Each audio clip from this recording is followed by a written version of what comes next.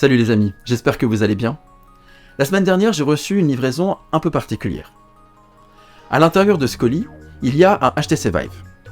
C'est un casque de réalité virtuelle qui a été introduit sur le marché en 2016. À l'époque, il est vendu dans les 1000 € et c'est le haut de gamme de ce qu'on peut proposer aux particuliers pour découvrir le monde balbutiant de la réalité virtuelle. Alors aujourd'hui, 7 ans plus tard, et grâce à la magie d'internet, on peut le trouver pour un peu moins de 200 €, et c'est grâce à ça que j'ai pu me le faire livrer il y a quelques jours. Mais alors pourquoi est-ce que j'ai commandé un HTC Vive ?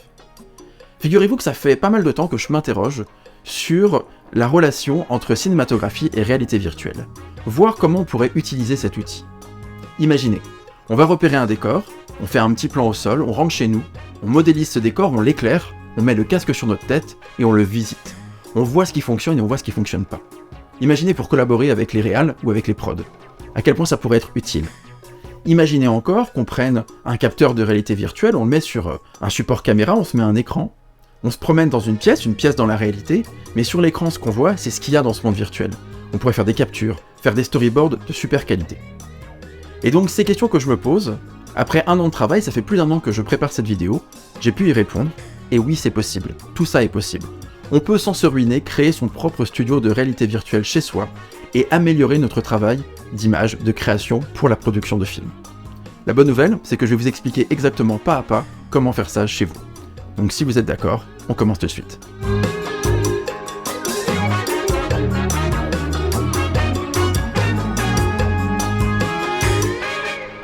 Avant de commencer, une petite note, la vidéo est au final plus longue que ce que j'avais initialement prévu. Du coup, pour vous faciliter la tâche, je vais vous mettre un minutage des différents sujets qui vont être abordés. Vous avez également en dessous de cette vidéo le chapitrage qui vous permet d'accéder directement à un sujet spécifique qui pourrait vous intéresser. On aborde énormément de sujets, que ce soit du matériel, du logiciel, etc. Si vous voulez regarder la vidéo en entier, évidemment, vous êtes les bienvenus. Mais si vous avez un sujet spécifique qui vous intéresse, comme ça va vous faciliter la tâche. Voilà, et sans plus tarder, on reprend le cours de notre vidéo. Alors, pour pouvoir monter notre petit studio de réalité virtuelle maison, on va avoir besoin de plusieurs choses. La première de ces choses, évidemment, c'est un casque de réalité virtuelle. Donc ici, on a le HTC Vive, la première génération. Si évidemment, vous avez vous-même des casques Vive en votre possession, un casque de génération plus récente, ça fonctionnera sans problème. Donc ça, c'est un casque version basique. Il en existe avec un support un peu plus solide, avec un système audio, etc. Donc ça change rien au casque de ce qu'il y a à l'intérieur au niveau du processeur. La version de base comme celle-ci fonctionnera sans aucun problème. En dehors du casque, il nous faut d'autres choses. Il va nous falloir ce qu'on appelle le contrôleur, qui est ce petit élément là, voilà.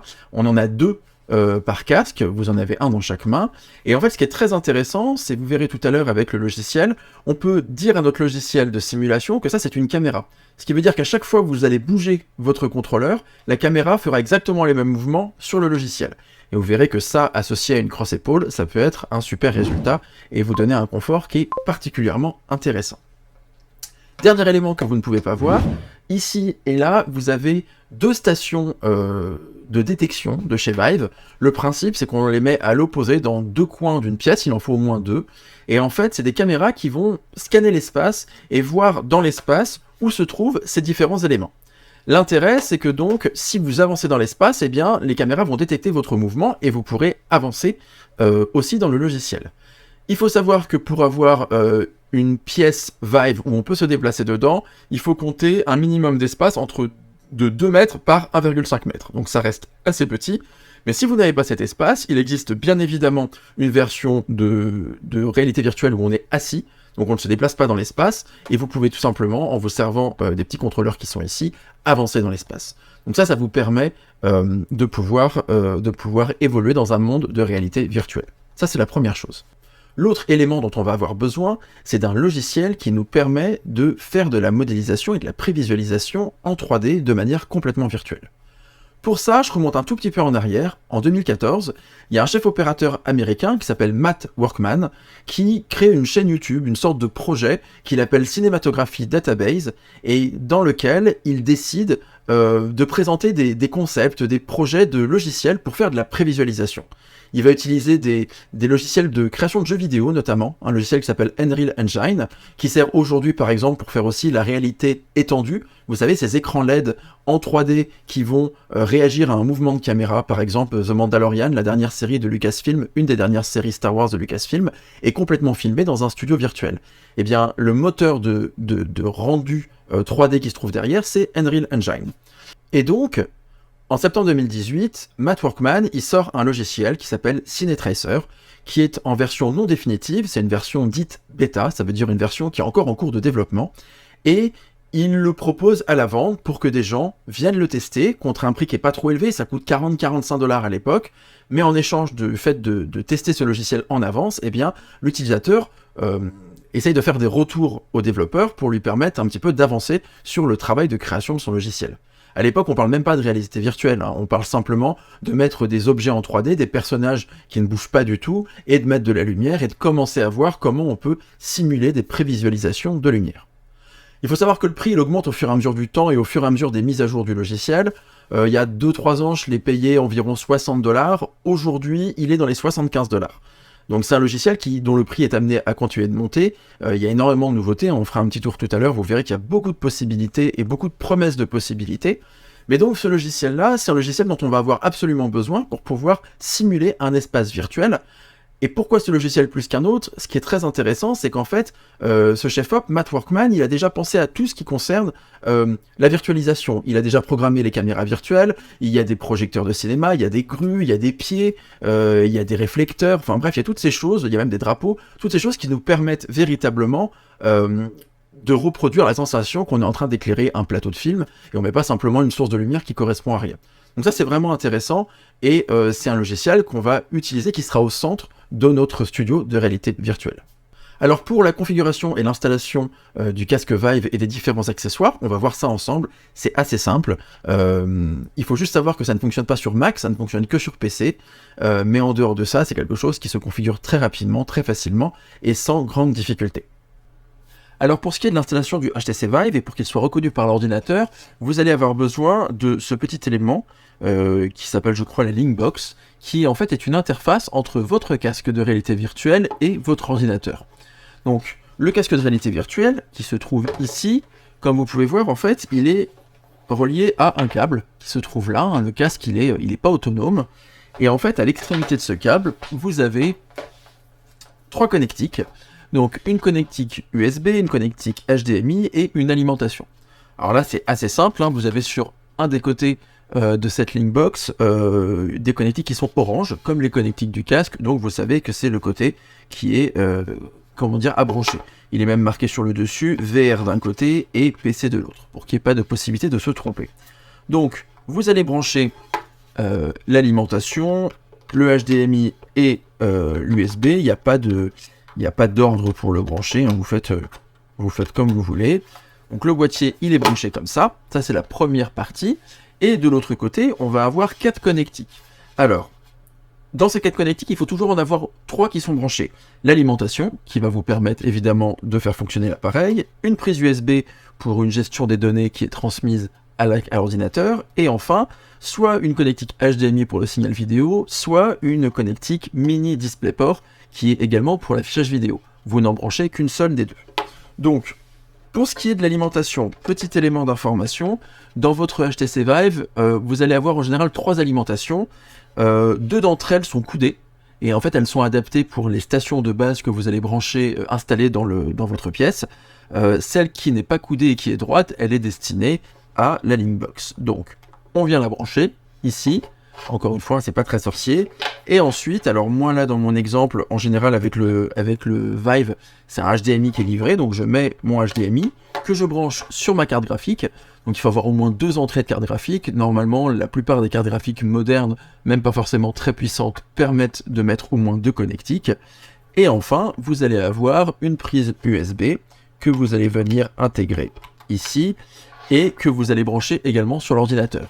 Donc, si on récapitule, vous avez d'un côté toutes les connectiques qui sortent du casque, et de l'autre côté un HDMI ou un DisplayPort que vous branchez à votre carte graphique, une prise USB que vous branchez à l'ordinateur, et enfin une prise d'alimentation pour faire fonctionner tout ça.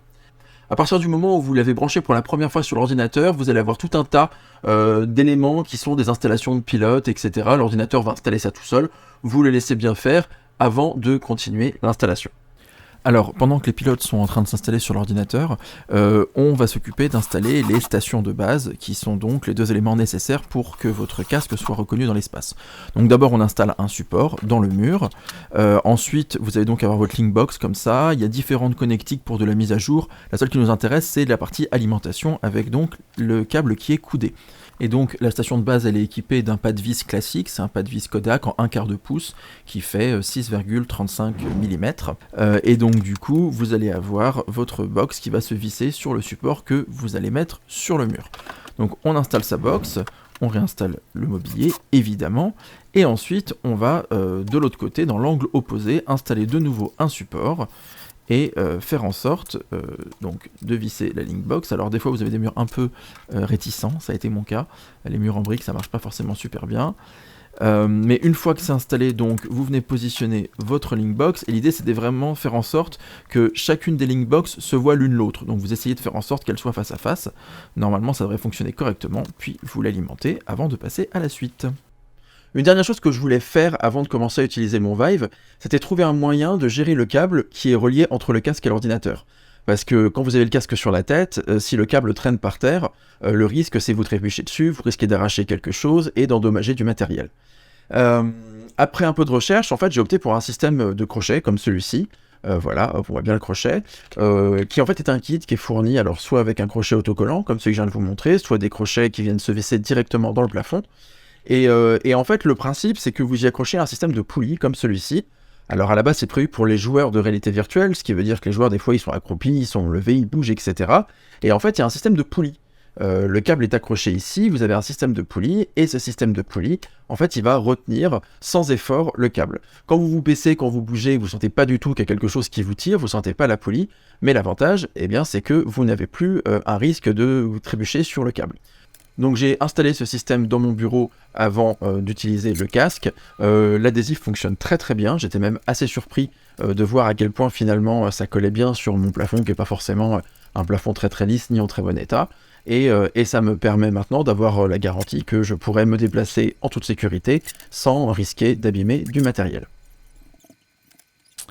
Alors, on se retrouve sur l'ordinateur. Normalement, votre casque de réalité virtuelle s'est installé avec tous les pilotes qui, au fur et à mesure, ont été mis à jour sur Windows. Voici le logiciel Steam. Si vous ne le connaissez pas, c'est donc un logiciel à la base de gestion de jeux vidéo pour pouvoir faire... ça centralise en fait tous les jeux vidéo que vous possédez.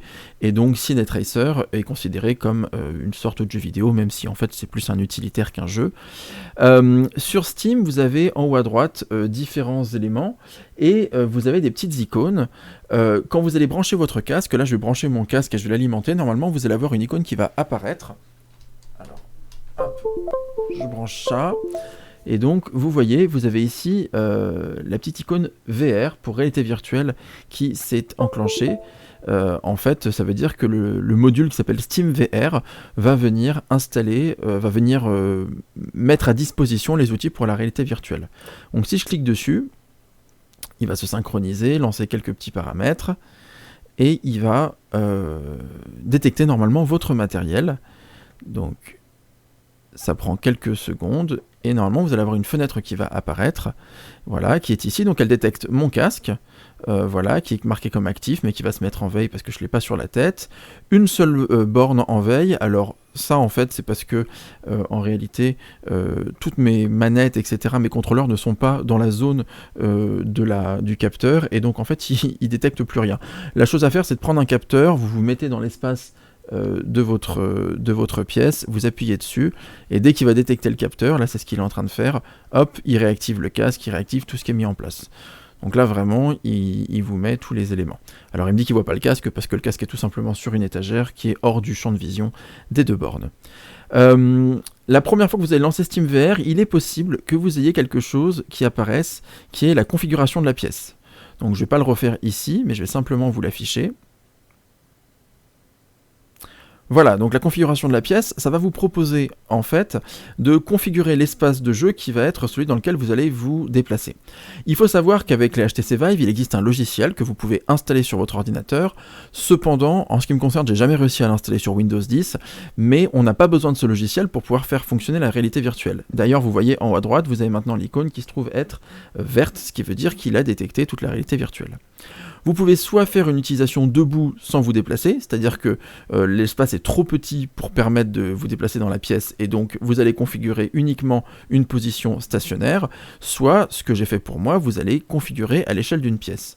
Alors, il va vous proposer de bien faire le rangement dans votre pièce, de faire en sorte que vous ayez suffisamment d'espace, il faut que ça fasse au moins 2 mètres par 1,50 m, et vous verrez que par la suite, il va détecter les contrôleurs, il va vous faire différentes actions, et après quelques étapes, vous aurez configuré votre espace de réalité virtuelle. Avant de lancer CineTracer, un petit élément d'information. En bas à droite de ma barre de tâches, je suis sur Windows 10, vous voyez ici, vous avez les 3 lettres FRA qui sont affichées, qui n'apparaîtront peut-être pas sur votre ordinateur. En fait, ce qui se passe, c'est que j'ai paramétré un clavier français et un clavier anglais. Pourquoi j'ai fait ça ? Parce qu'en fait, CineTracer est un logiciel qui est développé par un Américain et donc qui est mappé, ça veut dire qu'il correspond à des claviers américain ou anglais. Et comme c'est pas le même clavier que nous, si je veux avancer sur mon clavier, il va falloir que je convertisse mon clavier en clavier anglais. Alors pour ça, je vous montre très rapidement, vous allez taper dans votre barre de tâches, le mot clavier, et vous allez avoir modifier les paramètres de langue et de clavier. Quand vous les ouvrez, ici, vous allez voir que vous avez plusieurs claviers disponibles, ou un seul. Il vous suffira de faire ajouter une langue, vous tapez anglais, et à ce moment-là, vous pourrez passer d'un clavier à un autre. Pour passer d'un clavier à un autre, il suffit d'appuyer sur la touche Alt et la touche majuscule. Et automatiquement, on voit qu'on est en train de passer sur un autre clavier. D'ailleurs, si je reste appuyé, on voit mon évolution. Donc là, moi, ce qui m'intéresse, ça va être de passer sur le clavier anglais, parce que je sais que ça va me servir pour la suite. Dernier élément avant de lancer CineTracer, et on en aura fini sur les paramétrages. CineTracer est donc un logiciel payant. Vous pouvez l'acheter soit directement sur Steam, soit sur des sites qui vendent des jeux vidéo ou des logiciels comme CineTracer. Pour pouvoir l'installer, il faut tout simplement cliquer sur Jeux, tout en haut, activer un produit sur Steam. Vous allez faire suivant, vous allez accepter, et la clé, le numéro de série que vous aurez reçu, il vous suffira de le coller, et de cliquer sur suivant, et automatiquement, il installera CineTracer. Donc une fois que vous avez tout ça qui est en place, théoriquement, vous êtes prêt pour pouvoir enfin travailler sur CineTracer.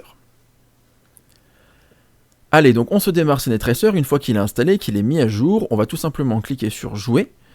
Donc vous avez un message qui vous précise que ça va se lancer dans un environnement avec un casque de réalité virtuelle, parce que comme il a détecté votre casque, il va automatiquement activer la partie réalité virtuelle.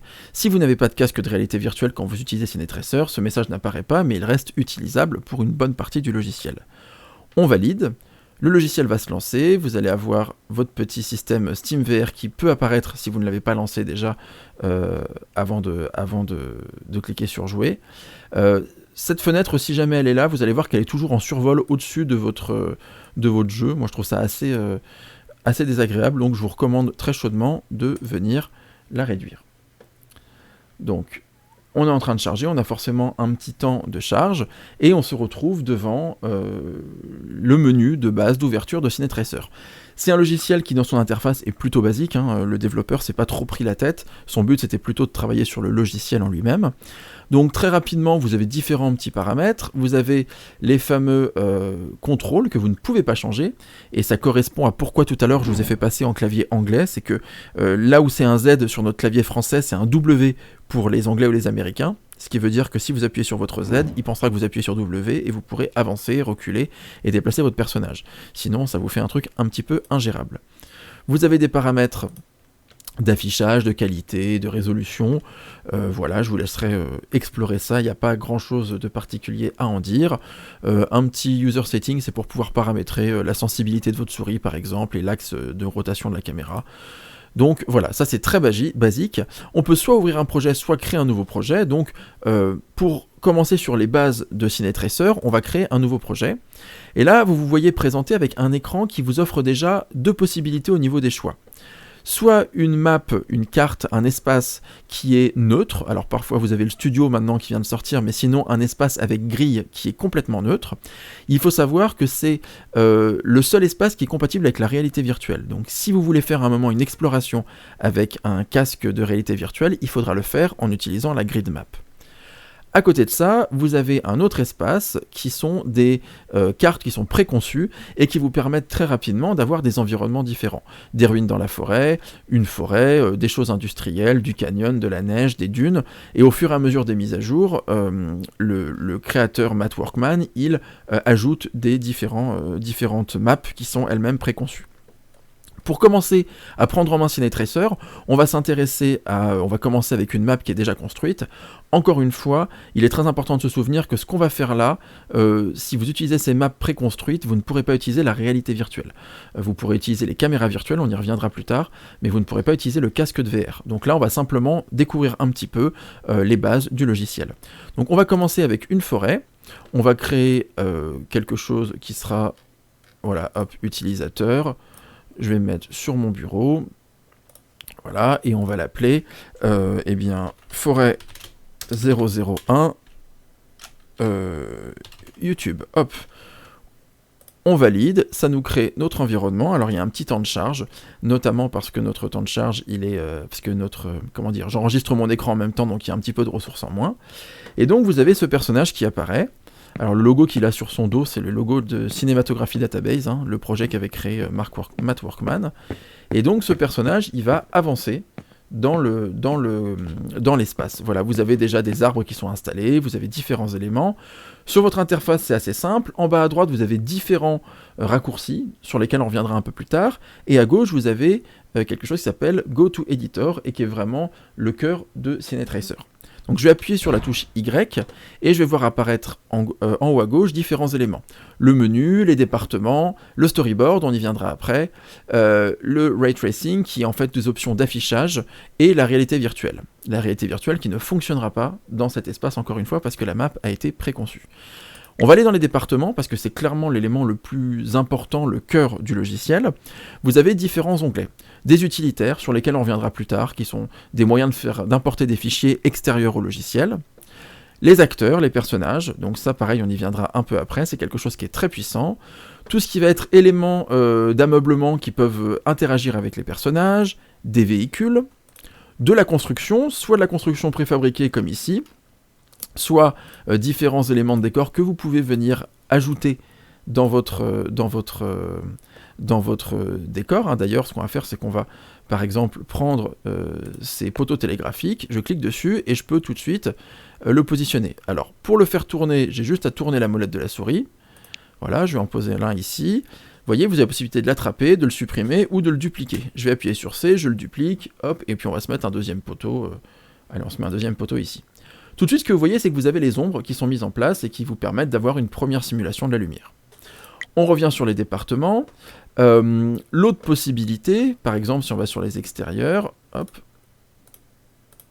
il n'y a rien sur les extérieurs sur ce décor-là, très bien, ou par exemple du mobilier urbain, disons, eh bien, on peut venir faire glisser ces éléments dans la barre d'outils. Donc je ne sais pas si moi, il y a des choses qui peuvent m'intéresser là-dedans, on regarde un petit peu. Là, on est sur un décor qui est quand même très extérieur, donc on n'est pas... c'est pas particulièrement passionnant. Tenez, on va se mettre de quoi faire une route, par exemple. Voilà, et puis on va se mettre un lampadaire, comme ça. Parfait. On y reviendra ensuite. Vous avez ensuite la partie props, qui veut dire les accessoires, donc tous les accessoires qui vont du muffin jusqu'à la benne à ordures. Vous avez des sous-catégories, ou en fait des tris, donc la chambre à coucher, la salle de bain, des choses plus électroniques, la ville, etc. etc. Tiens, c'est pas mal ça. La ville, on va se mettre des cônes de trafic ici, et puisqu'on est dans les véhicules, on va dire qu'on prend un pick-up et qu'on se mettra un pick-up sur le décor. Donc, tout un tas d'éléments. Ensuite, on va voir un élément caméra sur lequel on reviendra un petit peu après. Et enfin, un élément qui est super important évidemment, puisque c'est ce qui nous intéresse, c'est des éclairages. Vous avez les lumières de type film industrie, alors vous voyez, vous avez un sky panel, vous avez un dôme LED qui est diffusé, vous avez un par 18K, voilà, vous avez un petit peu de réflecteurs, des tubes, des éléments qui au fur et à mesure viennent à être enrichis. En ce moment, on sait que là je vous enregistre ça fin janvier 2023, Matt Workman, qui est en train de créer le logiciel, est en train de bosser sur notamment tout ce qui est réflexion et diffusion de lumière, donc on sait qu'il va y avoir des nouvelles mises à jour qui seront spécialement dédiées à la lumière et à l'éclairage sur le décor. Vous avez les événements, vous avez notamment les projecteurs ellipsoïdes, qui sont notamment le sujet d'une de mes vidéos sur YouTube, les lumières pratiques, les lumières de jeu, qui vous permettront de mettre dans le décor des éclairages, tout ce qui concerne les pieds et les trépieds. Alors c'est pas indispensable, hein, vous pouvez faire voler les lumières dans l'espace, mais si vous voulez voir un petit peu l'espace ou les ombres des pieds que vous allez mettre dans votre décor pour faire une simulation plus complète, eh bien vous pouvez l'utiliser. Et il y avait avant un boîtier qui s'appelait électrique, mais visiblement il n'y a plus rien maintenant, je crois qu'il y avait une espèce de multiprise, c'était plus de la déco qu'autre chose. Bref, une fois qu'on a fait ça, on va réappuyer sur Y pour revenir au personnage. Donc le personnage il est là, je le déplace, et donc vous voyez en bas à droite, j'ai 1, 2, 3, 4, 5, et donc par exemple je vais appuyer sur 5, et automatiquement il va me proposer, hop, de positionner, il suffit que je clique, des éléments qui correspondent au décor numéro 5. Voilà, par exemple on a envie de se mettre un petit lampadaire par ici, parce que finalement un lampadaire en plein milieu de la forêt, pourquoi pas ? Hop, voilà, on va regarder un peu ce que ça donne. Donc j'ai mon lampadaire qui est là. Et puis moi je trouverais intéressant qu'on se mette une voiture dans le champ. Donc la voiture c'est le numéro 1. Voilà, donc là pareil, avec la molette de ma souris, je vais l'orienter comme j'en ai envie. Voilà, ça me plaît pas mal. Et puis, ce que je vais faire, hop, pardon, j'ai appuyé sur échappe, je vais réappuyer sur Y, et là ça va me permettre de paramétrer les choses. C'est-à-dire que vous pouvez cliquer sur certains objets, par exemple la voiture, et là je vais changer sa couleur. Donc on va changer la saturation, peut-être un petit peu l'intensité, pour que ce soit... Voilà, c'est pas assez rouge pour moi, voilà. Est-ce que je peux avoir un petit peu un rouge sympa ? Voilà, donc on peut jouer avec toutes les différentes teintes. Ouais, rouge comme ça me plaît bien. Voilà. Donc, vous voyez, on peut assez facilement personnaliser les choses. En haut à droite, vous avez un autre élément qui sont Sun Control, Sky Control et les presets. Et ça, c'est vraiment pas mal. Je vais reculer un petit peu pour vous montrer tout ça, qu'on ait une vue un petit peu d'ensemble du décor. Voilà. Donc le Sun Control, ça me permet notamment de gérer l'axe du soleil, vous voyez, je fais bouger les ombres, de pouvoir venir faire monter ou descendre le soleil, donc ça va influer directement sur les ombres, ça c'est assez chouette. La luminosité du ciel, qui va avoir du coup une incidence sur le sol. Évidemment, vous pouvez changer la couleur du soleil, vous pouvez faire ce qu'on appelle les light shafts. Donc ça, c'est une légère ambiance qui font que vous allez avoir des raies de lumière qui apparaîtront, notamment dès que vous aurez un tout petit peu de brouillard ou de fumée. Et ensuite, un type d'ombre, encore une fois. Alors, si vous mettez sans ombre, c'est pas très exploitable, hein, on va pas se mentir. Raster Shadow, ça marche pas mal du tout. Et après, vous avez les Ray Traced, et ça, c'est encore une fois pour les cartes graphiques assez puissantes. Une fois qu'on a géré les contrôles du soleil, on peut gérer l'intensité de luminosité du ciel, sa teinte, l'ambiance générale, l'intensité de la lumière ambiante. Et puis vous avez un truc que moi j'aime pas mal, qui est en fait la densité de brouillard. Vous voyez, ça change complètement l'ambiance. Hein. Moi j'aime bien ce truc-là, ça me permet d'avoir un certain contrôle sur, par exemple, si je veux faire des décors avec, si je veux éclairer une scène avec de la machine à fumer, et ben je peux utiliser ce paramètre-là. Voilà. Dernier élément, et pas des moindres, c'est les presets, qui vous permettent de changer complètement, très rapidement, l'ambiance lumineuse. Donc par exemple, vous avez le noir complet, qui vous permet d'éclairer intégralement, comme si vous étiez de nuit, ou si vous ne voulez pas être entravé ou gêné par une lumière qui n'est pas la lumière que vous voulez créer. Overcast, donc un ciel qui est couvert, quelque chose d'assez gris. Un crépuscule, une heure bleue. Un sunset, alors ça c'est pas mal, hein, c'est comment dire, ça vous permet d'avoir un coucher de soleil, et d'ailleurs, vous verrez qu'on peut en plus travailler à adapter ces presets, une journée chaude et une journée lumineuse. Alors moi, j'aimerais bien bosser avec le sunset, par exemple, et puis on va faire panel soleil un petit peu, voilà, comme ça, hop, comme ça, je vais avoir de très belles lumières qui vont apparaître entre mes arbres, voilà, ça me plaît assez, et donc là, voilà, j'ai un premier preset, donc qui n'a pas été très compliqué à installer. On est effectivement sur quelque chose, alors ça rame un petit peu, encore une fois, je pense que parce que j'enregistre l'écran, mais ça me permet d'avoir un premier rendu. Et ça, c'est assez intéressant pour moi. Qu'est-ce que je voulais dire? Dernier petit élément, si vous appuyez deux fois sur la barre espace, enfin une fois sur la barre espace, vous allez pouvoir monter et pouvoir installer le décor depuis le haut. Si vous appuyez sur CTRL, vous allez redescendre. Si vous revenez au personnage, il retombe, il est soumis à la gravité, sauf si vous appuyez deux fois sur la barre espace. Dans ce cas-là, hop, il peut se déplacer où il veut, ce qui est plutôt pas mal.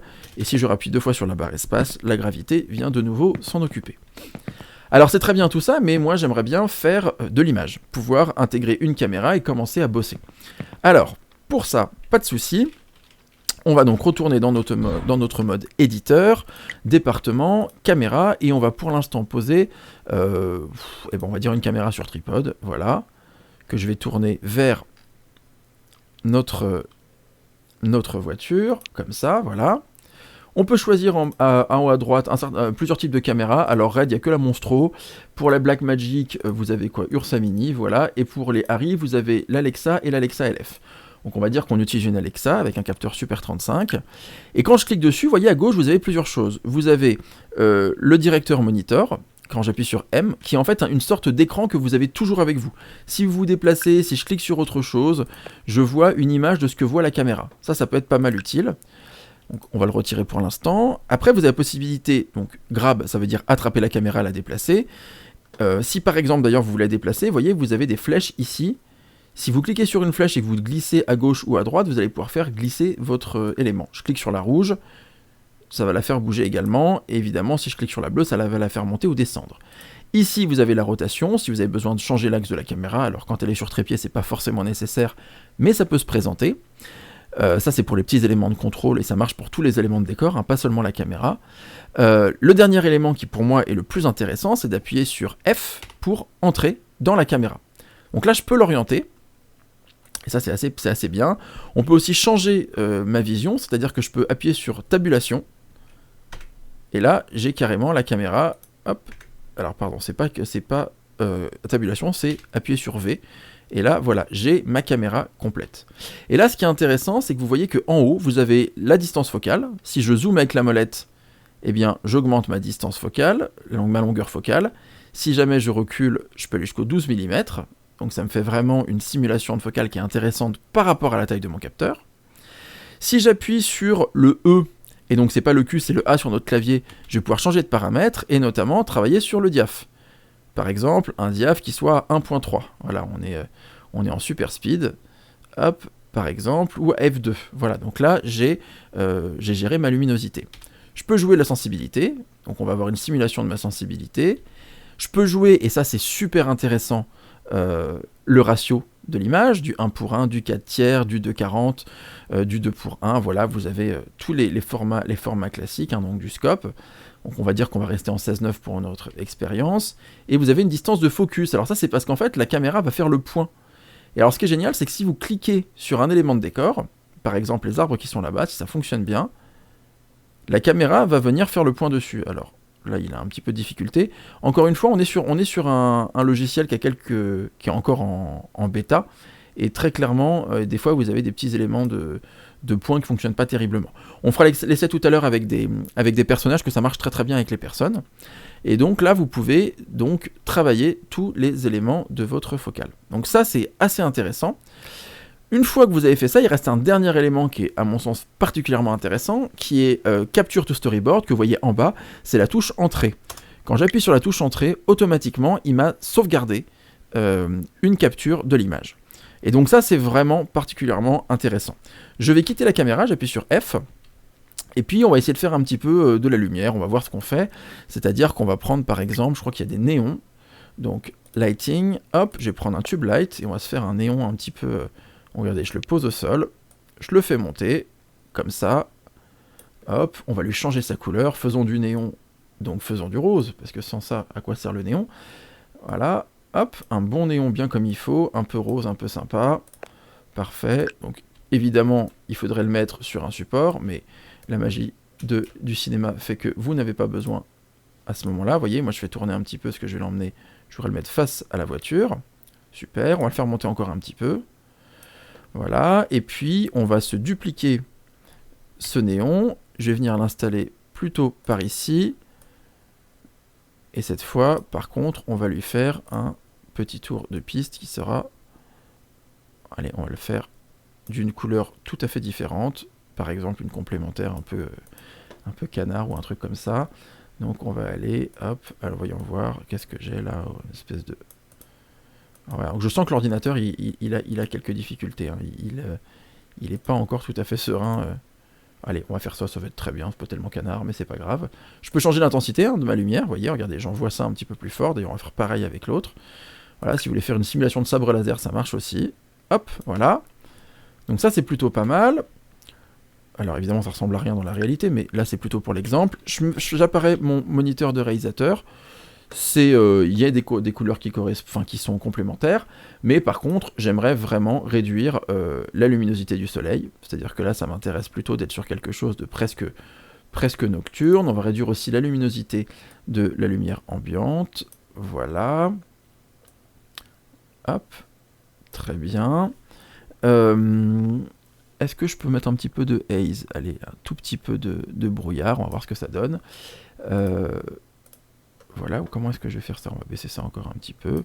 Et voilà, on quitte ça et on voit un petit peu ce que ça donne. Donc là, vous voyez, vous avez votre image qui est complètement transformée. Et donc, avec deux lumières, vous pouvez très très vite simuler finalement votre image. J'entre dans la caméra. Alors effectivement, en fait, le ciel est encore très lumineux. Donc c'est pour ça qu'on a quelque chose qui est trop visible. Hop. Voilà, on va réduire la densité. Ah oui, c'est la densité du brouillard. Voilà, hop, on fait quelque chose d'assez faible maintenant. Hop, on rentre dans la caméra. Et là, j'ai mon image. Alors, avec la possibilité d'ajuster les choses comme je le souhaite. Allez, une petite focale. Ou par exemple... Allez, on va faire un dernier point pour avoir fait complètement le tour de ces premiers éléments de CineTracer. On va venir installer des personnages. Donc, je prends des acteurs. Alors, pour les acteurs, il existe deux types de personnages, ce qu'ils appellent les MetaHumans, qui sont assez récents, mais très très gourmands en ressources pour votre carte graphique, et les stand-ins. Les stand-ins, c'est des personnages qui ont des poses déjà définies, hein. C'est des personnages qui sont comment dire, très peu malléables, hein. Vous ne pouvez pas faire grand-chose avec ces personnages-là. Vous pouvez les mettre dans le décor. Donc vous choisissez celui qui ressemble le plus à votre intention, et ça fonctionnera très bien. Tiens, on va leur faire un... C'est qui le chef? C'est elle, le chef, voilà. Hop, donc il y a la chef, elle est là, hop, et comme elle est super folle, hop, elle montre carrément sur la voiture parce que c'est la patronne, et qu'on déconne pas avec la patronne. Donc, voilà, là on a fait nos petits stand-in, donc on va rentrer dans la caméra. Vous voyez, j'ai cette image-là, donc pourquoi pas, elle me plaît pas mal. Bon, j'ai mon personnage qui est un peu perdu en bas, mais cette image-là me plaît. J'appuie sur Entrée, je fais une capture de storyboard. Disons qu'à un moment... Oula, alors, on s'y perd un petit peu dans les focales. Voilà. Alors, c'est très sensible, hein, pour la souris, donc des fois, vous vous retrouvez comme ça, un peu à plus savoir qui vous êtes. Voilà, donc là, on va prendre une longue focale. Allez, disons un 135 mm. Donc normalement, là, si je clique sur elle, voilà, j'ai le focus. Et donc ce plan-là, hop, je le fais avec la touche Entrée, j'en fais une capture. Dernier élément, bon, alors lui, il est complètement perdu derrière la bagnole, mais c'est pas grave. Vous voyez, il a donc les différentes ombres, hein, qui fonctionnent sur lui. Et on va faire Entrée. Et donc là, j'ai différents plans de storyboard qui sont tout à fait intéressants. Évidemment, là j'ai fait le choix de changer ma focale, vous pouvez bien évidemment mettre une caméra, deux caméras, plusieurs caméras, il n'y a pas de difficulté par rapport à ça. Je sors de ma caméra, on fait un dernier point pour parler des MetaHumans très brièvement. Vous allez voir à quel point c'est puissant. Donc on va prendre, tiens, hop, c'est toi maintenant qui va être la patronne. Vous voyez, j'ai cliqué dessus, il faut le temps que le logiciel intègre que j'ai pris ce personnage, hop, voilà. Et ce qui est très intéressant avec les MetaHumans, c'est qu'ils sont entièrement personnalisables. Donc, on va commencer par leurs vêtements, qui sont ici. Donc on va choisir, hop, de l'habiller avec un t-shirt classique. Pour les jambes, pareil, on lui met un ensemble de fringues. Parce qu'on est taquin, on va lui mettre quoi? Qu'est-ce qu'on peut lui mettre comme pompe? Ça peut être rigolo, ça, dans la forêt. Voilà, oui, pourquoi pas. Allez, c'est parti, ça sera un peu ridicule. Ou là, on met des tongs, tiens, ça j'aime bien les tongs. Hop, voilà, on lui met des flip-flops. Et donc, on peut même lui mettre un chapeau si on veut, par exemple, un casque de chantier, ou un bonnet, le bonnet ce sera très bien. Voilà, on n'est évidemment pas obligé de mettre tout ça. Vous avez ensuite le corps, donc vous avez les cheveux, vous pouvez mettre différentes catégories de cheveux, qui prennent beaucoup de ressources, donc je ne vais pas les mettre là. Vous pouvez régler depuis cette mise à jour-là la taille de votre personnage. Vous avez la taille adulte, mais maintenant vous pouvez faire un ado, un enfant en élémentaire ou en maternelle, et ça vous permet d'avoir des rapports entre les personnages qui sont au niveau des tailles assez géniaux. Une fois qu'on a fait ça, alors Visual Quality, on va pouvoir un petit peu gérer le rendu, alors encore une fois c'est très gourmand. Et enfin, élément super intéressant, c'est le body pose, c'est-à-dire que en fait ces personnages-là ils sont animés. Par exemple, vous prenez un personnage, alors normalement je peux l'animer. Alors voilà, non là c'est sans animation, donc par exemple je pouvais faire voilà, des pompes comme ça sur le sol, hop. Mais ce qui est assez génial, c'est que vous pouvez aller dans Animation, Body Animations, et alors là c'est assez fou parce que vous pouvez carrément avoir la personne qui est en train d'être animée. Donc elle parle, et vous pouvez évidemment capturer ça. Ça marche super bien, le problème c'est que dès que vous sortez la réalité virtuelle, votre ordinateur il tient pas le coup, en tout cas le mien ne tient pas le coup. Voilà, elle peut être assise sur le sol en train de discuter, et en plus vous pouvez très bien prendre des expressions de visage. Donc on va se rapprocher un petit peu d'elle, pour bien voir un petit peu, hop, pardon je me suis trompé de bouton, voilà. Donc on va se rapprocher d'elle, et puis on dit qu'on va changer son faciès. Donc par exemple, elle est là, et donc on peut vraiment avoir des expressions prédéfinies qui sont assez folles, qui vous permettent de faire pas mal de choses. Voilà, quelqu'un qui va être effrayé, quelqu'un qui est terrorisé. Et puis sinon, vous avez la possibilité d'éditer tout ça, donc vous pouvez toucher les sourcils, la bouche, les lèvres, les yeux, enfin vous pouvez tout faire en fait. Et donc ça c'est vraiment un truc qui est assez génial, parce que, bon, elle a pas l'air bien quand même la pauvre, donc on va la mettre plutôt dans une situation satisfaite. Voilà, elle est plus contente, et donc du coup voilà, vous pouvez vraiment aller très très loin dans la personnalisation de vos personnages. Ah, et dernier élément hyper important, parce qu'on en parle, mais si je vous le montre pas, ça n'a pas beaucoup d'intérêt. Quand vous revenez ici sur l'interface, vous avez le storyboard, et donc vous voyez toutes les captures que vous avez pu faire, et vous pouvez les renommer, vous pouvez les changer, vous pouvez changer leur ordre, et donc ça vous fait une référence de document que vous pouvez ensuite exploiter pour la préparation de vos tournages. J'ajoute que ces images, vous pouvez évidemment les retrouver dans le dossier que vous avez choisi lors de la création de votre projet. Donc voilà, ça c'était vraiment pour vous faire découvrir Cinetracer. Vous avez ici tous les éléments de base pour pouvoir créer vos scènes, vos lumières, et maintenant ce qu'on va faire, c'est qu'on va passer à un prochain chapitre qui va se concentrer spécifiquement sur la réalité virtuelle. Alors, on se retrouve sur Cinetracer, cette fois pour parler de la réalité virtuelle et de vraiment explorer les lieux que vous aurez éclairés. Donc j'ai déjà créé une map destinée à la réalité virtuelle. Donc c'est une map dans laquelle j'ai intégré plusieurs décors directement. Vous allez voir, hein, j'ai laissé libre cours à mon imagination, mais plutôt que de vous remontrer pas à pas comment je construis ça, on a déjà vu ça ensemble. Donc on commence dans une salle de classe, voilà, un peu particulière, avec 2 personnes, un piano et un arbre. L'élément intéressant dans cette pièce, qui est bombardée de lumière un peu de tous sens, hein, j'ai mis des toiles de diff à peu près partout, c'est que vous avez un fond, ce qu'on appelle une découverte, qui est une image qui représenterait un paysage extérieur, éclairé à la manière d'un soft drop de chez Rosco. Rosco, c'est un fabricant de lumière, d'accessoires de lumière, de gélatine, etc. Et le soft drop, c'est une invention qui doit avoir été présentée vers 2015, et c'est une sorte de tissu, quand vous l'éclairez de face, ce qui est imprimé dessus, on a l'impression que c'est en plein jour, et quand vous l'éclairez depuis l'arrière, on a l'impression d'être en pleine nuit. Donc ça c'est assez intéressant, donc j'ai fait ce petit effet-là. L'idée c'est de vous montrer un petit peu de la réalité virtuelle avec plein de variations. Donc on va passer une porte qui est bombardée de lumière pour se retrouver face à un couloir et une voiture vert fluo qui se promène voilà, dans le couloir de manière tout à fait détendue. On passera à une autre porte, et là on va se trouver dans un égout, ou en tout cas dans un souterrain, avec un charmant monsieur qui a l'air d'être content qu'on arrive pour lui rendre visite. Et enfin, on va avoir une dernière ambiance qui est éclairée plus à la manière d'un coucher de soleil ou d'une grosse soucoupe volante, et vous avez 2 personnes dans un appartement avec des rideaux qui laissent plus ou moins passer la lumière. Voilà. Et puis des surfaces réfléchissantes au sol. Alors, j'ai mis l'ambiance générale, le preset, je l'ai mis comme s'il faisait nuit, comme ça je peux contrôler la lumière. Pour être honnête, là on fait ça pour la démonstration, mais je vous déconseille plutôt de, de faire plusieurs ambiances différentes. Parce que la lumière, ça peut déborder, ça peut baver un petit peu, etc. Et donc faites plutôt un projet par lieu, par décor. Si vous avez un très gros lieu, n'hésitez pas à le découper en sous-projets. Ça vous fera gagner plutôt de l'efficacité et du temps. Voilà, et puis ça vous fera aussi un projet moins lourd à charger en réalité virtuelle. Donc, si jamais vous êtes encore sous forme de bonhomme comme ici, voilà, bonsoir, vous pouvez appuyer sur Y et vous allez avoir un bouton VR Mode. Ce mode VR, il est spécifique donc aux cartes qui sont faites sur une grid map, ça veut dire une carte qui est vierge à la base. Ça ne fonctionne pas sur macOS.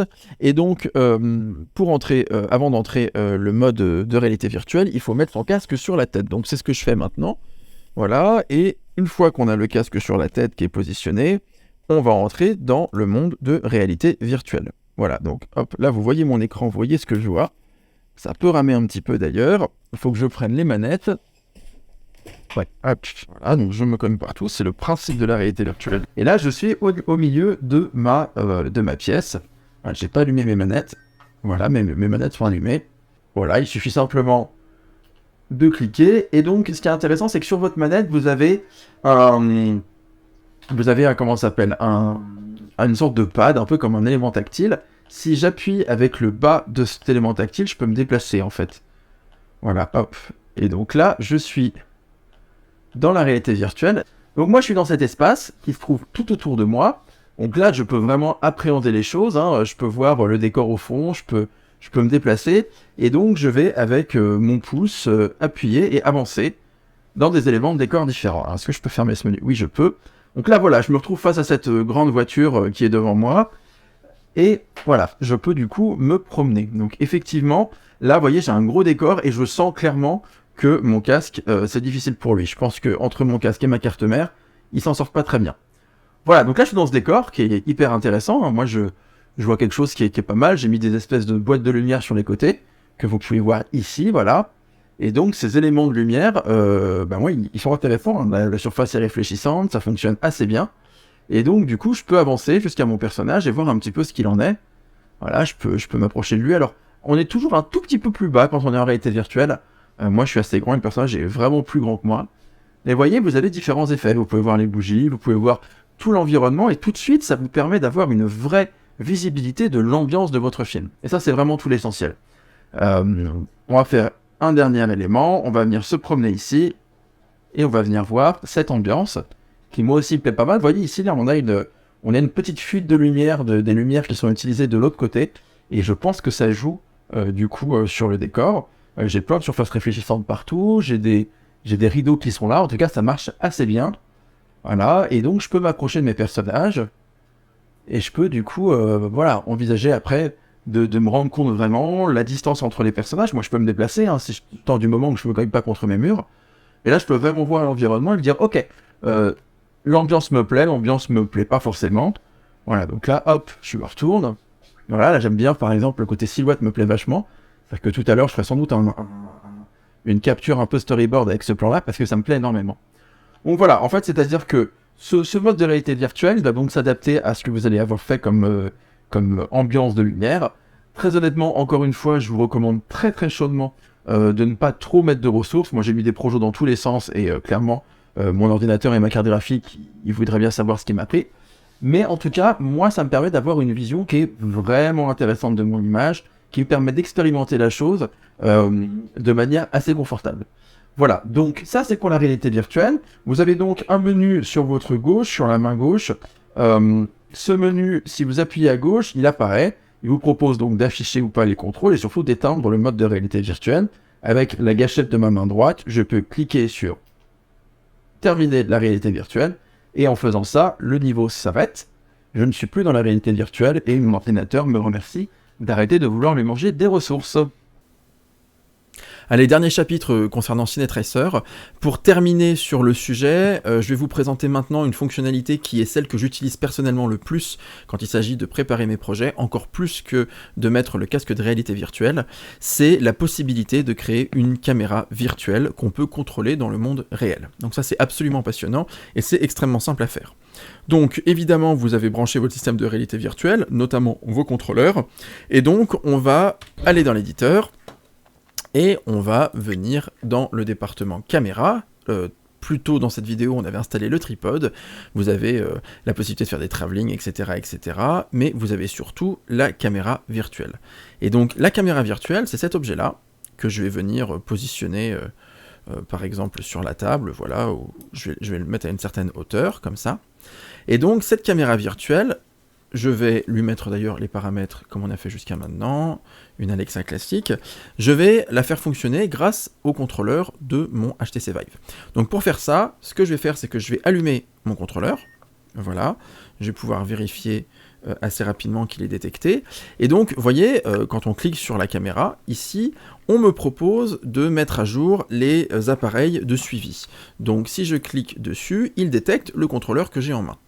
On va donc cliquer sur le contrôleur, et alors là il se passe un truc assez fou, vous voyez, je suis en train de jouer avec le contrôleur, et bien dès que je le bouge, eh bien je fais bouger la caméra. Alors là il a un petit souci d'espace parce que je suis un peu loin de mes deux bases, mais voilà, là je vais me mettre un petit peu plus au niveau de mes bases, voilà, et là je fais bouger mon contrôleur, et il va exactement respecter les mouvements de ce que j'ai en main. Parce que comme toutes les autres caméras dans Cinetracer, si j'entre dans la caméra, vous voyez, hop, ici, eh bien, je fais tourner la caméra. Hop, alors là, je suis très très haut. Ce qu'on va faire là, par exemple, c'est que je trouve que ma caméra, elle est un peu haute. Donc, je vais quitter la caméra, hop, et je vais simplement la faire descendre un petit peu. Voilà, on va la mettre plus à hauteur ici, et puis je vais retourner de nouveau dedans. Voilà, et là, hop, je suis beaucoup plus. Vous voyez, moi, je suis assis, donc si je me mettais debout, hop, j'aurais la possibilité d'avoir un petit peu plus le niveau, comme si la caméra était sur mon épaule. Et donc, en partant de ce postulat, en voyant les possibilités techniques et technologiques offertes par ce logiciel, j'ai décidé de fabriquer un système autonome de rig épaule qui me permettrait non pas d'être coincé devant mon ordinateur, mais de me déplacer véritablement dans une pièce pour venir attraper des plans comme si j'étais sur un vrai plateau. Donc ce système, il est ici, le voici. Donc ça, c'est le système épaule que j'ai fabriqué. C'est un système qui contient à la fois un moyen de transmission d'image sans fil, qui récupère de l'image en venant de l'ordinateur, il y a un écran, et il y a évidemment un autre contrôleur qui vient me permettre d'être repéré dans l'espace. Et donc ce que je vous propose maintenant, pour conclure cette longue vidéo sur le sujet de la réalité virtuelle et de la cinématographie, eh bien ça va être qu'on voit ensemble comment vous pouvez vous aussi fabriquer ce système de rig épaule, et comment vous pouvez l'implémenter dans votre studio de réalité virtuelle, et comment cet outil peut vous permettre, quand vous êtes avec un réalisateur, une réalisatrice, de vous déplacer dans l'espace, de vous approcher d'un comédien, de changer la focale, de vous baisser, de vous lever, et de pouvoir faire véritablement des captures, des storyboards qui seront la reproduction exacte de ce que vous aurez plus tard sur votre vrai plateau. Ok, alors ce kit épaule, il est composé de 4 éléments principaux. Le premier de ces éléments, c'est bien évidemment la structure, le kit lui-même que j'ai acheté sur internet d'occasion. C'est des kits qui sont conçus à la base plutôt pour des appareils type DSLR ou mirrorless, donc pour des caméras légères. C'est un kit qui est à la base pas forcément hyper performant. S'il fallait l'utiliser pour filmer sur un vrai plateau, mais il n'est pas forcément parfaitement équilibré. Mais là, pour moi, l'idée, c'est de l'utiliser plutôt dans des conditions qui ne sont pas du tout extrêmes, et de l'utiliser dans un studio de réalité virtuelle. Donc c'est un kit qui, effectivement, il a ce qu'il faut pour moi, il a des poignées, il a une épaulière, il me permet de pouvoir me donner la sensation d'être dans une vraie situation, avoir une vraie caméra sur l'épaule. Ensuite, on va voir un autre élément qui est donc le contrôleur, hein, c'est un des deux contrôleurs du HTC Vive. Il existe aussi des sortes de capteurs que vous pouvez mettre à la place, que vous pouvez acheter en supplément. Ça peut être notamment pratique si jamais vous dédiez votre kit de réalité virtuelle à d'autres fonctionnalités que simplement faire de la simulation de lumière ou de la prévisualisation. C'est vrai que si vous devez à chaque fois démonter, remonter, ça peut être un peu contraignant. Moi, en ce qui me concerne, ce rig épaule et cette poignée et tous ces accessoires, ils ne sont dédiés qu'à une seule chose, c'est la prévisualisation, donc j'ai pas besoin de modifier ma configuration régulièrement. Et donc cette poignée, moi je suis venu l'installer ici. J'ai fait un système qui reste pour le moment assez basique, même s'il est possible qu'à un moment je décide d'imprimer en 3D quelque chose qui en fera un support plus facile à installer. Mais pour le moment, moi j'utilise donc des scratchs pour pouvoir fixer la poignée. Voilà, je passe par la boucle, c'est pas mal de pouvoir faire ça, comme ça je mets en principe 2 petites boucles et ça maintient suffisamment le système de poignée, et c'est largement suffisant pour mes besoins. Voilà, l'idée c'est d'en mettre un troisième aussi ici, là je l'ai pas, mais un troisième scratch, comme ça je serai sûr que la manette elle est parfaitement maintenue. Donc ça c'est la première chose. Là ça veut dire que je suis en mesure de montrer à mon système Vive que je me déplace dans l'espace avec quelque chose qui devient le capteur, le contrôleur de ma caméra virtuelle. En dehors de ça, si je veux pouvoir avoir une expérience optimale, il va falloir que je puisse voir mon image, que je ne doive pas toujours me retourner, regarder sur l'écran de l'ordinateur, quelle est l'image qui se produit, parce que si ça se trouve, je suis pas forcément face à l'écran, et si à chaque fois que je bouge, je dois tourner la tête pour voir de quoi il s'agit, c'est pas forcément idéal. Voilà, l'idée c'est que je puisse être libre de mes déplacements, et donc pour ça je vais utiliser 2 éléments que je vais associer. Il y a donc un moniteur, ça c'est un vieux moniteur pareil que j'utilise plus depuis plusieurs années, qui a un peu vieilli mais qui fonctionne pas super bien pour l'image, qui est pas parfaitement étalonné, mais en ce qui me concerne pour la prévisualisation il sera parfait. Donc c'est un moniteur qui fait 7 pouces, j'ai essayé avec du 5 pouces, c'était pas top avec la visibilité, donc voilà, là j'avais un 7 pouces de disponible, donc je me suis dit je l'utilise. Pour ce rig. Donc ce moniteur il reçoit un signal depuis le HDMI, il pourrait recevoir aussi du SDI parce qu'il a les 2 signaux, mais donc là en l'occurrence j'ai choisi le HDMI. Et donc ce signal il va venir à la base d'un système de transmission sans fil, un système vidéo de la marque Holyland, qui du coup, que vous connaissez peut-être, hein, qui est une marque qui est une sorte d'entrée de gamme, hein, qui va avoir un très léger délai, c'est-à-dire que sur un plateau, si votre assistant, pour faire le point, il a ce genre de matériel, il peut avoir une très légère latence entre le moment où l'image lui revient et le moment où il va falloir faire le point, donc c'est pas forcément idéal, mais encore une fois, ça c'est du matériel que j'ai utilisé à une époque, que j'utilise moi aujourd'hui beaucoup moins, et qui me permet complètement de rendre mon rig épaule extrêmement confortable et extrêmement immersif. Donc pour moi c'est vraiment ce que je cherche. Donc j'ai le système sans fil qui va recevoir un signal depuis l'ordinateur, on y reviendra après. Ce signal il le sort par le câble HDMI et il l'envoie sur le moniteur.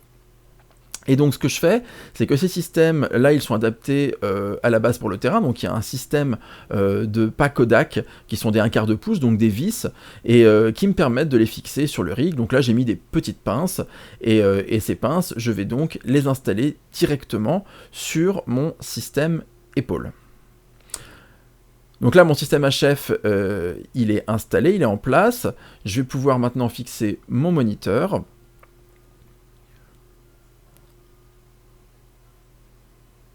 Voilà, donc là, une fois que j'ai installé tout ça, là on voit mieux dans l'image,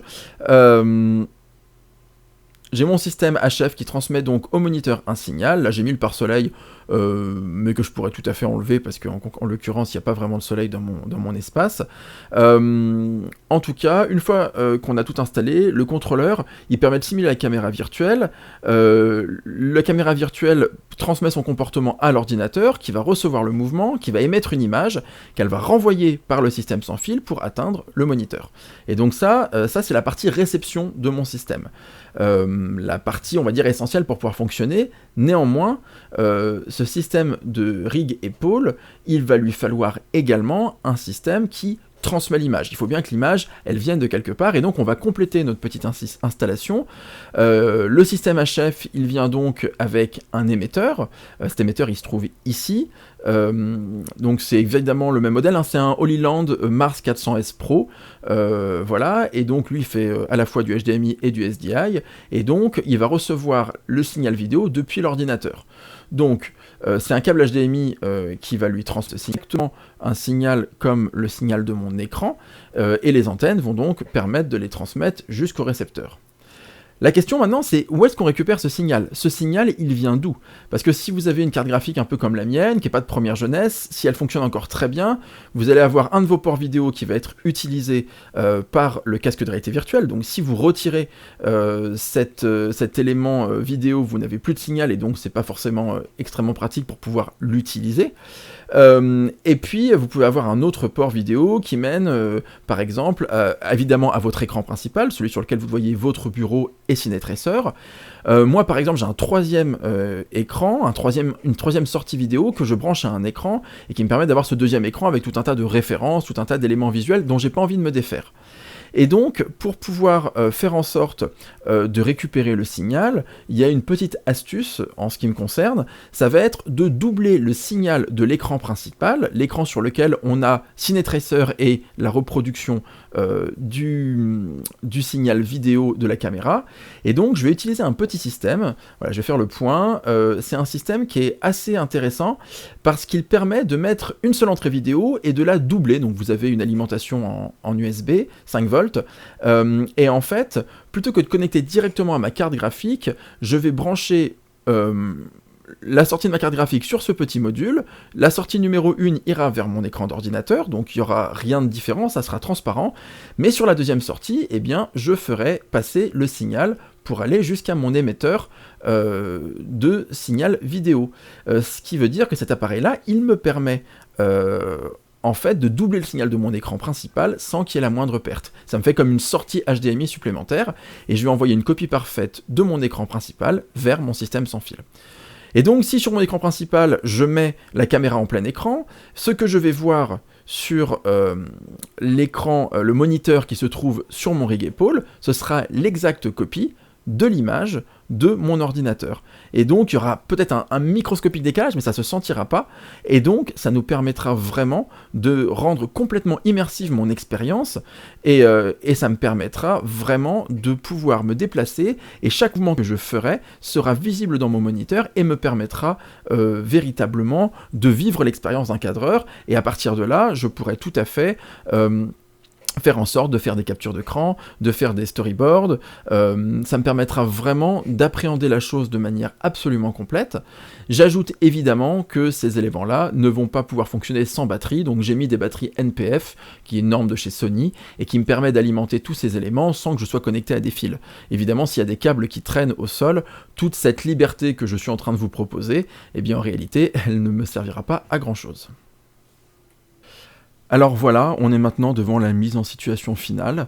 On a notre petit doubleur de signal HDMI qui part vers l'émetteur transmetteur sans fil, qui va arriver sur notre rig épaule, vers le récepteur Holy Land, sur la même chaîne. On peut voir qu'il reçoit un signal en 1080p 60 images secondes. Là on est sur un moniteur, alors un 5 pouces, parce que mon 7 pouces a décidé de me lâcher à la toute fin de cette vidéo. Et donc maintenant, mise en situation.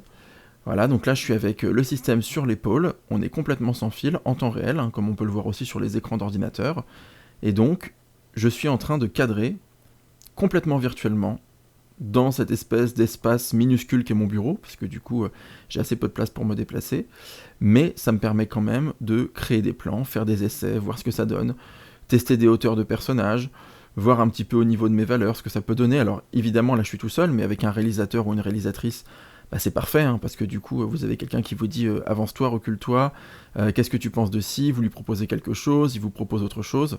Donc ça, c'est vraiment toute la force de ce logiciel, et c'est vraiment tout l'objet de cette vidéo, c'est de pouvoir atteindre cette possibilité. Comme je suis dans une petite pièce, ce que j'ai fait aussi, c'est que j'ai eu besoin de déplacer la caméra pour avoir différents axes, et donc comme vous pouvez le voir, vous pouvez tout à fait gérer votre caméra virtuelle, hein, qui continue d'être connectée à votre contrôleur, et cette caméra virtuelle, vous pouvez complètement la déplacer dans l'espace pour pouvoir vous repositionner. Si vous êtes sur une grande map, que vous avez un gros décor avec plusieurs éléments, plusieurs découpages à faire, et que cet espace ne correspond pas à l'espace de votre bureau, comme c'est mon cas à moi, eh bien vous pouvez déplacer la caméra et reprendre avec un autre axe la suite des plans. Donc ça vous permet véritablement, sans vous cogner contre ce qu'il y a par terre, ça vous permet véritablement de pouvoir tester les choses et de faire des essais, des expériences. Vous voyez, là je suis complètement proche du mur, mais en fait ça me permet véritablement de tester les choses, de voir un petit peu ce qu'il en est. Regardez par exemple les effets d'ombre, moi ça m'intéressait aussi, hein. Est-ce qu'on pourrait pas révéler la silhouette du deuxième personnage simplement en tant qu'ombre, projetée sur le mur, avant de révéler le personnage lui-même? Ça me paraissait une proposition intéressante.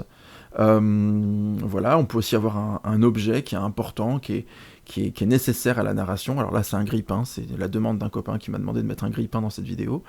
Mais voilà, ça peut être aussi des inserts, des choses aussi basiques que des inserts. Vous pouvez y réfléchir, voir quels mouvements vous pouvez enchaîner pour obtenir du sens dans votre cinématographie.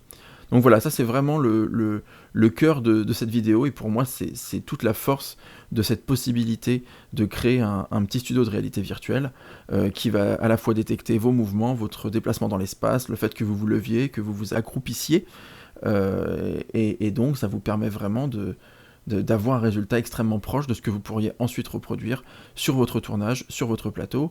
Et encore une fois, vous voulez montrer à une prod que c'est réalisable, produire un dossier qui soit un peu solide ou justifier d'un choix artistique, bah là vous avez tous les outils pour le faire de la manière la plus visuelle qui soit. Moi qui suis pas un grand dessinateur, honnêtement ça me permet de remplacer dans certaines situations le storyboard avec des bonhommes bâtons qui est pas forcément clair et qui est pas forcément le meilleur moyen pour moi. Voilà, donc je vous laisse maintenant profiter de la fin de cette vidéo, en notant qu'on peut voir même l'ombre de notre caméra, ce qui fait que si jamais on est dans le champ, eh bien on le verra aussi dans la prévisualisation et dans la simulation sur Cinetracer.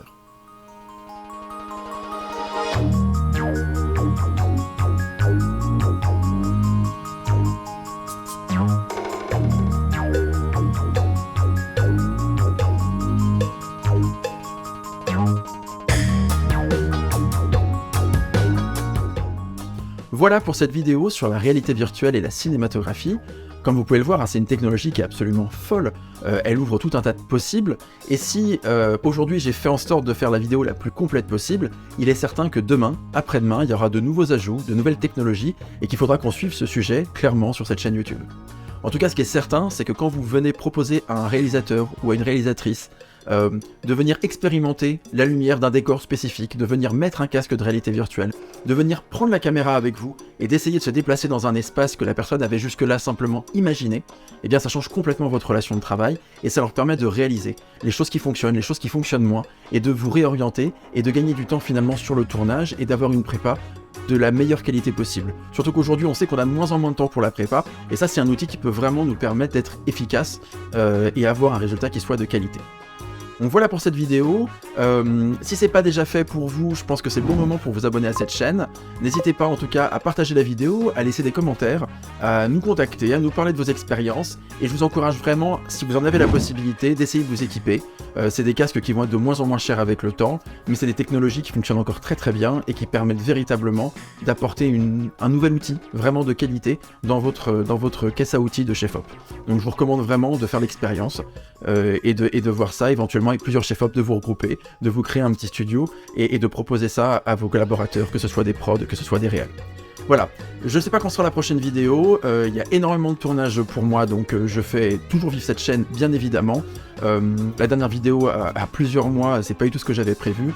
Quoi qu'il en soit, il y aura d'autres vidéos, je continue de faire tout un tas de sujets pour le coin du chef-op, et soyez certains qu'il y a encore beaucoup de sujets à aborder ensemble. D'ici là, je vous souhaite une bonne journée, je vous souhaite de faire de belles images, et je vous dis à très bientôt. Salut!